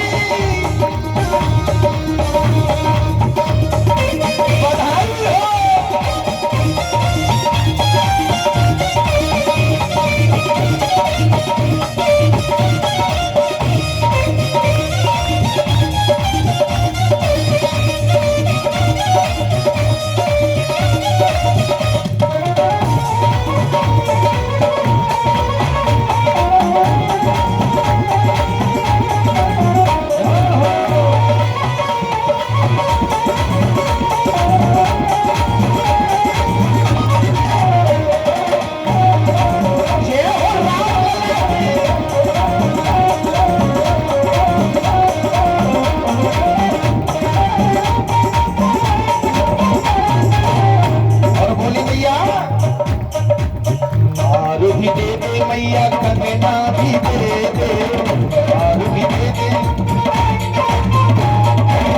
हार भी दे दे मैया कंगना भी दे दे कंगना भी दे दे कंगना भी दे दे अरे हार भी दे दे मैया कंगना भी दे दे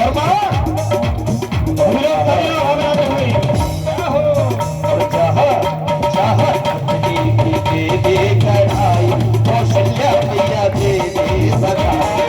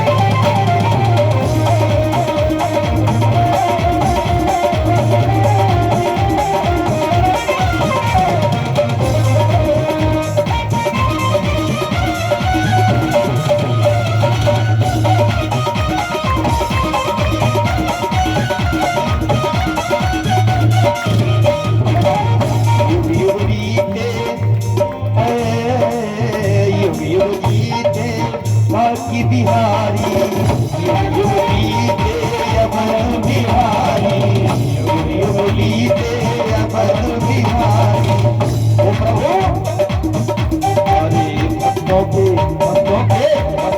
खुशी ही मनाई, कौशल्या मैया की ने बधाई। भक्तों ने खुशी ही मनाई, कौशल्या मैया की ने बधाई। लल्ला की सोने में आई, कौशल्या मैया की ने बधाई। लल्ला की सोने में आई, कौशल्या मैया की ने बधाई। लल्ला की सोने में आई।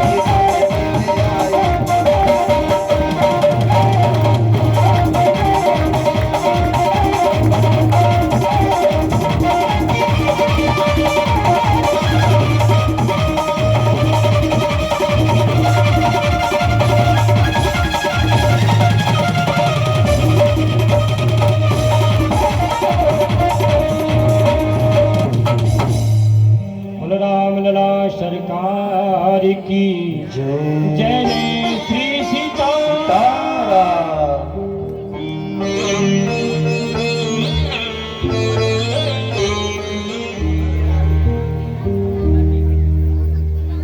जन्मे है चारों भैया,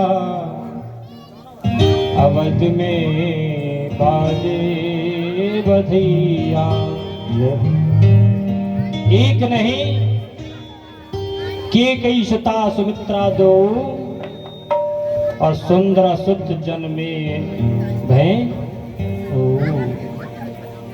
आज महाराज दशरथ के आंगन में खुशियों का कोई ठिकाना नहीं रहा।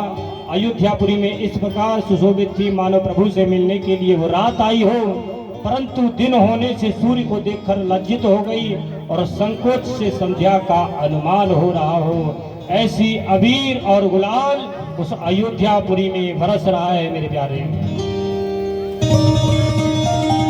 क्योंकि मंदिर मन समूह जन तारा, नृप ग्रह कले कलश सो इंदु उदारा। अगर और धूप का धुआं ही मानो अंधकार स्वरूप और अबीर की संध्या की अरुणता को बरसा रहा हो। आज वही अंधकार उजाला को देख करके भाग गया। भवन वेद दुन अति मृदुवानी, जन खग मुखर समय जनु सानी। आज मंदिर में मीठे स्वर से वेद की ध्वनि हो रही है, घंटियां बज रही हो, शंख बज रहे हो। यह कौतुक देखकर सूर्य नारायण अपनी चाल भूल गए, क्योंकि दिन के 12 बजे वही समय था।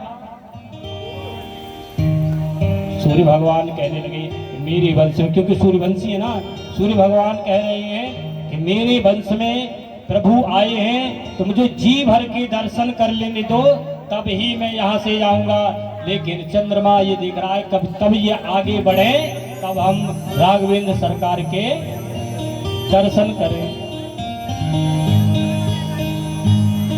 लेकिन कौतूहलवश सूर्य अपनी चाल भी भूल गया। अब तो 1 महीने का अयोध्या में 1 दिन हुआ। चंद्रमा कहने लगा, रो रहा है, खड़ा है दरवाजे पे, प्रभु क्या हमें दर्शन नहीं मिलेगा? नाना प्रकार से विलाप कर रहा है। तो कहो, इनसे कहो ना, ये बाबा से कहो ये आगे चले, हमें भी तो दर्शन करना है। सूर्य भगवान कहने लगा, क्यों? अभी हमारी सरकार है, जब तुम्हारी सरकार आए तब अपनी चलाना। अभी हमारी सरकार है, अभी हम अपनी चलाएंगे, अब बीच में बोलना मत। चंद्रमा रोने लगे। चंद्रमा रो करके कहने लगे, प्रभु एक बात बताओ, हम तुम्हारी वंश में आए, चलो कोई बात नहीं, लेकिन तुम्हारे वंश में आए तो क्या तुम ही लोग दर्शन करोगे, किसी को और को दर्शन नहीं करने दोगे? बोले अभी रुक जाओ, जब मेरी पूरी संतुष्टि हो जाएगी तो मैं अपने आप चला जाऊंगा, क्योंकि रास्ता भूल गए।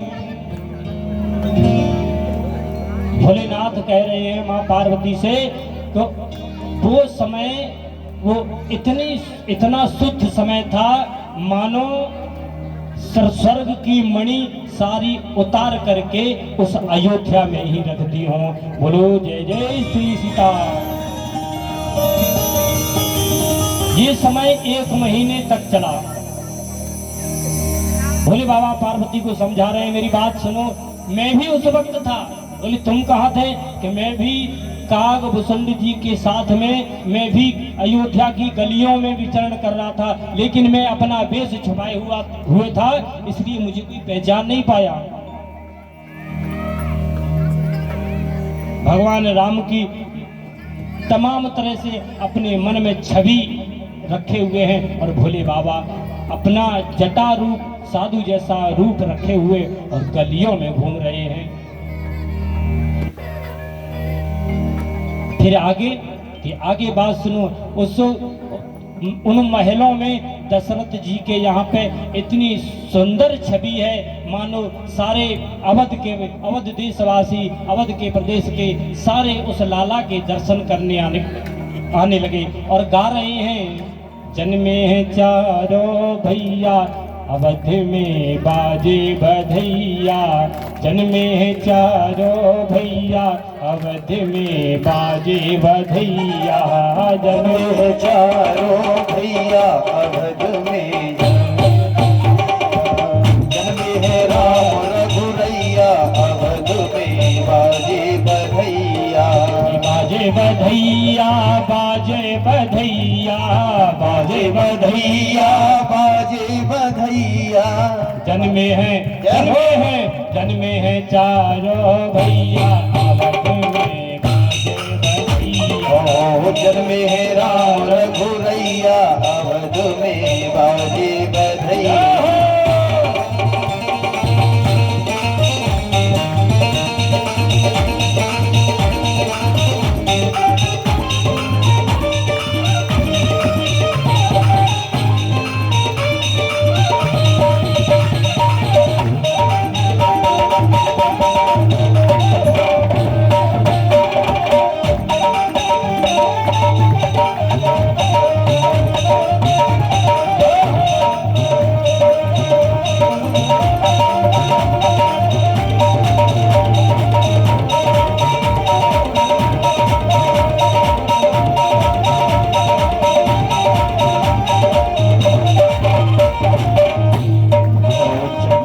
जगमग दिए जले हैं, जगमग दिए जले हैं, जगमग जगमग दिए जले हैं, जगमग दिए जले हैं, अरे झिलमिल होते अटरिया, झिलमिल होते अटरिया अवध में बाजे बधैया, होते अटरिया अवध में बाजे बधैया।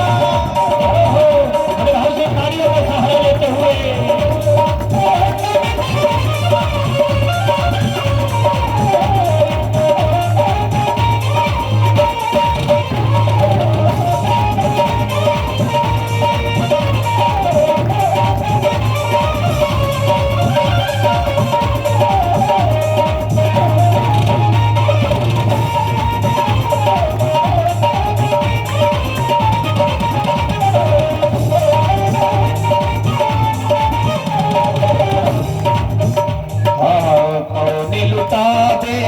हीरा मोती कौन लुटावे, कौन लुटावे हीरा मोती, कौन लुटावे हीरा मोती, हीरा मोती कौन लुटावे हीरा मोती। और भैया और कौन लुटावे, रुपैया अवध में जन्मे रघुरैया।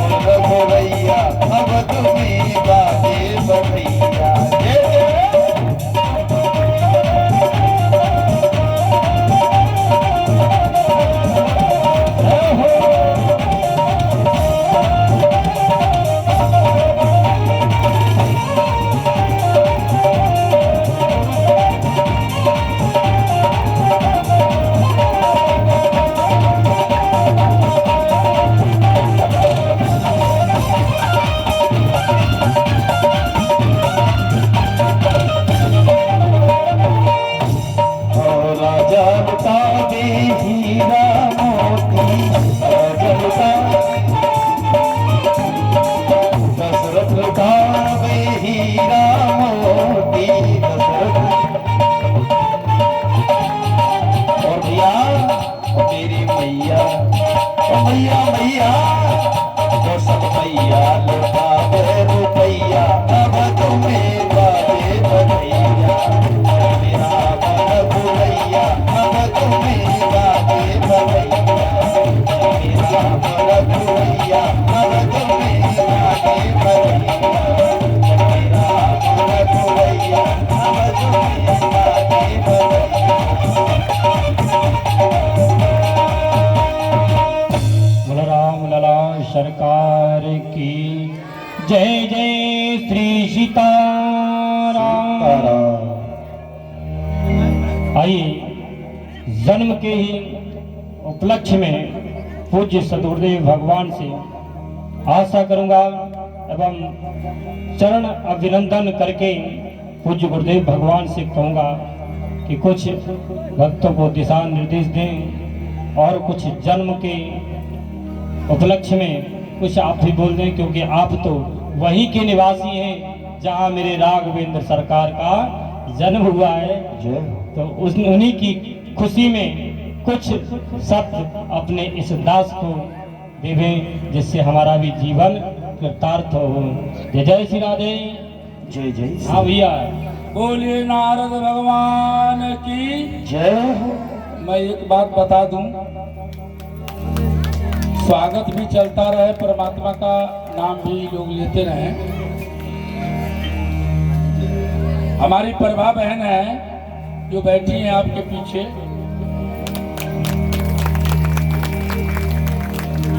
इनका प्रभाव देखिए। हमसे जब जुड़ी थी आज के लगभग 15 साल पहले, तो किराए पर वो भी रहती थी। आज बर्फ कॉलोनी में 3 मंजिला मकान उनका भी है, सब बच्चे सेवक हैं। और उन्होंने खड़ा होकर के एक बर्फ कॉलोनी में वो और हमारी राजकुमारी जी हैं, ये लोग 2 लोग खड़े होकर के बहुत सुंदर वहाँ भागवत करवाए। और उनके यहाँ उन्होंने कहा था कि गुरुजी हमसे आप ईंट ले जाइए। अब देखिए संजोग की बात, आज उनके यहाँ से हमने ईंट लेने के लिए गए 50, उन्होंने बोला गुरुजी 108 ले जाओ यहाँ से। आज उसी 108 पर मनसा देवी और श्री राम दरबार का प्राण प्रतिष्ठा हुआ। पहले तो मैं एक बात बता दूं कि इस मंदिर का पुजारी असली हम नहीं है, राम का पुजारी, जो राम का जो दास है उनका नाम ही है रामदास, जो आपके सामने बैठे हुए हैं। इन्होंने मुझे बहुत आशीर्वाद दिया। एक बार मैं बैराग ले लिया था, इन्होंने कहा कि अब आप बैरागी हो जाओगे, बैराग ले लेंगे आप। महाराज जी अब आपको बैराग हो जाएगा। मैं भोर में 2 बजे नहा लेता था, 3 बजे नहा लेता था, आज भी नहा लेता हूँ। सर्दी से सर्दी होती है, मुझे सर्दी नहीं लगती है, पूरे चक्कर लगा देता हूँ भोर में उठ करके। और लोगों को जगह जगह करके जो हमारे भक्त हैं उनको मैं प्रेरित करता रहा। और जो राम के दास हैं जिनका नाम ही रामदास है, इन्होंने मेरे ऊपर सर पर हाथ रखा और कहा जाओ कुछ करो और कुछ होगा। आप ये कई मंत्र दिया और उस मंत्र का मैं उच्चारण करता हूँ।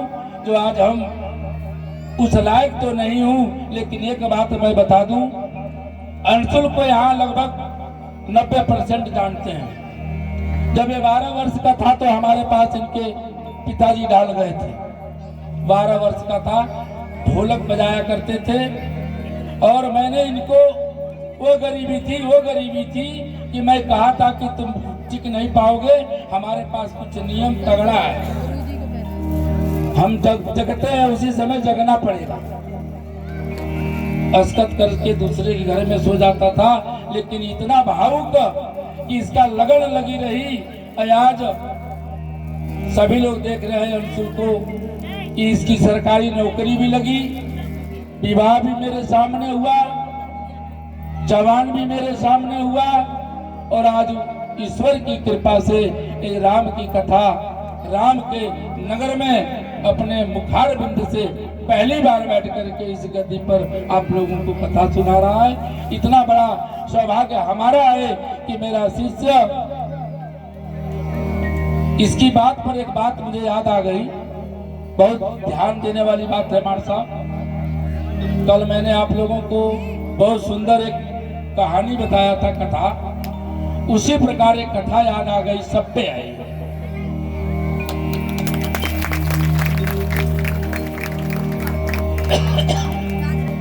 बोलिए भक्त वत्सल भगवान की। आप लोग जयकारा कम लगा रहे हैं। बोलिए नारद भगवान की, बोलिए बजरंगबली की जय हो। हमारे मंदिर में, इस मंदिर में रामनगर में केवल नारद जी की पहली मूर्ति आई।